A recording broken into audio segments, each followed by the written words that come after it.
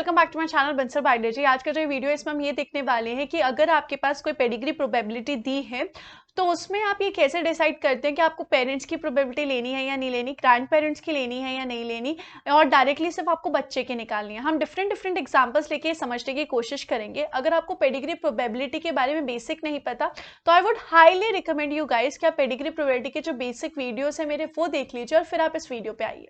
So let's get started with the lecture guys. आज की जितनी भी पेडिग्रीज है उसमें हम ऑटोसोमल रिसेसिव कंडीशन की बात करने वाले हैं। ऑटोसोमल रिसेसिव एग्जांपल्स लेकर हम इस टॉपिक को समझने की कोशिश करेंगे कि किसकी प्रोबेबिलिटी लेनी है। समझो यहाँ पर मेरे पास मुझे ये पता लगाना है कि जो 10th वाला है वो अफेक्टेड होगा क्या ऑटोसोमल रिसेसिव ट्रेट से, इसकी क्या प्रोबेबिलिटी है, मुझे इस क्वेश्चन में फाइंड आउट करना है। अब देखो, आप जब भी प्रोबेबिलिटी लेते हो ना वो आप कब लेते हो, जब आप शॉर्ट नहीं होते हो, सिर्फ तभी प्रोबेबिलिटी लेनी होती है। प्रोबेबिलिटी यही होती है ना कि कितनी प्रोबेबिलिटी है किसी चीज की होने की। अगर आप शॉर्ट हो तब तो आप प्रोबेबिलिटी नहीं लोगे। अब समझिए, हमें पता है अगर कोई रीजन शेडेड दिया है पेडिग्री में तो उसका मतलब क्या होता है, स्मॉल ए। अगर मैं यहाँ पर देखूं स्मॉल ए एक बच्चा कब हो सकता है, या तो दोनों पेरेंट्स अफेक्टेड हो या फिर दोनों पेरेंट्स कैसे हो, हेटेरोजाइगस हो, या फिर कोई एक पेरेंट हेटेरोजाइगस और एक पेरेंट रिसेसिव हो। जैसे कि समझिए अगर इस कंडीशन में हमें क्वेश्चन में दिया है कि जो पापा है वो कैपिटल है स्मॉल है। अब अगर मुझे बच्चे को भी स्मॉल ए करना है जो कि इस केस में है, तो मम्मी भी कैसी होनी चाहिए थी, कैपिटल ए स्मॉल ए होनी चाहिए थी। ठीक है, तभी ये जो बच्चा है वो स्मॉल ए आ सकता था।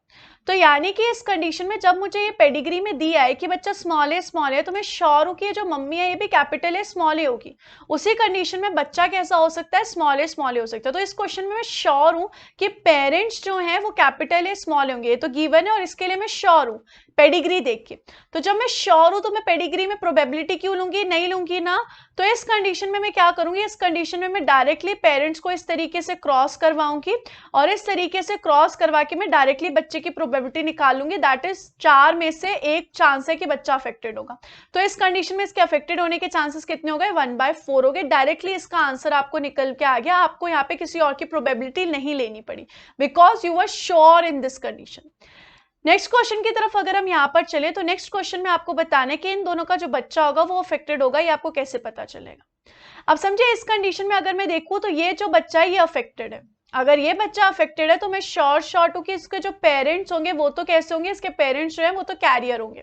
लास्ट क्वेश्चन की तरह ही वाला क्वेश्चन है, तभी मुझे पता चला कि ये अफेक्टेड है अगर ये दोनों हेटेरोजाइगस होंगे। नॉर्मल है तो हेटेरोजाइगस ही हो सकते हैं, अगर अफेक्टेड होते हैं जो शेडेड होते हैं तो ये हेटेरोजाइगस ही होंगे, मैं श्योर हूं। तो इसकी तो मैं प्रोबेबिलिटी नहीं कंसीडर करूंगी। अब यहाँ पर ये जो लड़की हो रही है नॉर्मल है। अब मुझे नहीं पता कि ये लड़की नॉर्मल कैसे है, लड़की कैपिटल ए है या फिर कैपिटल ए स्मॉल है, और कोई तरीका भी नहीं है जिससे मैं फाइंड आउट कर सकूं। मेरे को शॉर्ट यहाँ पे कैसे भी करके नहीं पता चलेगा। तो इस कंडीशन में मुझे क्या करना पड़ेगा, इस कंडीशन में मुझे प्रोबेबिलिटी लेनी पड़ेगी। तो मैंने यहाँ पे क्या किया, इन दोनों को जब मैंने क्रॉस करवाया इस तरीके से तो मुझे यहाँ पर कुछ ऐसी कंडीशन मिली है। अब अगर मुझे चाहिए कि ये बच्चा अफेक्टेड हो, ये वाला जो बच्चा ये अफेक्टेड हो, तो उसके लिए मदर कैरियर होनी चाहिए। मदर अफेक्टेड तो नहीं है ये मुझे पक्का पता है, तो मैं इसको कंसीडर नहीं करूंगी। अब मदर के कैरियर होने के चांसेस कितने हैं, 2/3। तो यहाँ पर मदर के कैरियर होने के चांसेस कितने होंगे, 2/3 होंगे कैपिटल ए स्मॉल ए होने की। अब जब मैं कैपिटल ए स्मॉल ए को क्रॉस करवाती हूँ तो यहाँ पे मुझे मिलते हैं चांसेस 1/4 की बच्चा अफेक्टेड होगा, लास्ट क्वेश्चन की तरह। पर इस कंडीशन में मुझे मदर की प्रोबेबिलिटी लेनी पड़ी। मदर की प्रोबेबिलिटी क्यों लेनी पड़ी, क्योंकि आई वॉजंट श्योर कि मदर कैसी है। पिछले क्वेश्चन में मैं श्योर थी क्योंकि ये जो था ये अफेक्टेड था, इसलिए मैं श्योर थी। लेकिन इस कंडीशन में इसका कोई ऐसा बच्चा नहीं है जो अफेक्टेड हो जिससे मुझे पता चल जाए कि ये कैरियर है, इसलिए मुझे इसकी प्रोबेबिलिटी लेनी पड़ी। क्वेश्चन में फादर का गिवन था इसलिए मैंने उनकी प्रोबेबिलिटी नहीं ली है। तो इस तरीके से आपको यहाँ पे ग्रैंड पेरेंट्स की प्रोबेबिलिटी नहीं लेनी पड़ी, क्योंकि ग्रैंड पेरेंट्स आपको शॉर्ट दिख रहे हैं कि वो कैरियर है, क्योंकि उनका एक बच्चा अफेक्टेड है। Helpful for you, thank you so much for watching this video. Don't forget to subscribe my channel and share this video with all your friends.